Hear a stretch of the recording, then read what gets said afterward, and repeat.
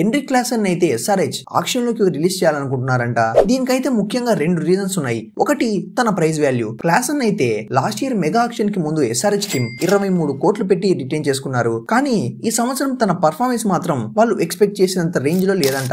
Of course Klaasen అయితే 170+ strike rate తో 400 పైగా రన్సే చేశాడు. కానీ వాళ్ళు ఇచ్చిన మనీకి తగిన పర్ఫార్మెన్స్ ఇవ్వలేదు అని టీమ్ మేనేజ్మెంట్ భావిస్తుందంట. అండ్ ఇంకో రీజన్ తన రిటైర్మెంట్. ఎస్, క్లాసన్ అయితే ఇంటర్నేషనల్ క్రికెట్ నుంచి ఈ ఇయర్ రిటైర్డ్ అయిపోయాడు. సో ఇకపై తను ఓన్లీ ఐపీఎల్ ఇంకా కొన్ని డొమెస్టిక్ లీగ్స్ మాత్రమే ఆడతాడు. ఇంటర్నేషనల్ నుంచి రిటైర్ అయిపోయిన ఒక ప్లేయర్ కి ఫిట్నెస్ అనేది ఎంత పెద్ద కన్సర్నో మనందరికీ తెలుసు. సో ఈ 2 ముఖ్య కారణాల వల్లే క్లాసన్ ని ఆక్షన్ లోకి రిలీజ్ చేయాలని ఎస్ఆర్హెచ్ టీమ్ అయితే అనుకుంటున్నారు. ఫ్యాన్స్ కి ఎమోషనల్ గా కాస్త బాధగా ఉన్నా కానీ లాజికల్ గా ఆలోచిస్తే ఇదే ఒక రకంగా కరెక్ట్ అనిపిస్తుంది. ఎందుకంటే క్లాసన్ ని రిలీజ్ చేస్తే వచ్చే మనీతో ఎస్ఆర్హెచ్ టీమ్ ఒక మంచి బౌలింగ్ యూనిట్ ని తయారు చేసుకోవచ్చు. అండ్ క్లాసన్ ఎలాగో ఆక్షన్ లోకి వచ్చినా కానీ మరీ అంత హై ప్రైస్ కి వెళ్లే ఛాన్స్ అయితే తక్కువ. సో తనని మళ్ళీ తిరిగి తీసుకోవడానికి కూడా ఛాన్స్ ఉంది. ఎస్ఆర్హెచ్ అయితే ఈ డెసిషన్ పైన స్ట్రాంగ్ గానే ఉన్నారు. కప్పు గెలిపించిన వారన్ మామ పైనే జాలి చూపిలేదు. ఇంకా ఒక డెకేడ్ పాటు బౌలింగ్ యూనిట్ ని నడిపించిన భువీనే వదిలేశారు. సో ఎస్ఆర్హెచ్ టీమ్ క్లాసన్ ని రిలీజ్ చేస్తే అందులో ఆశ్చర్యపోవాల్సిన విషయం అయితే లేదు.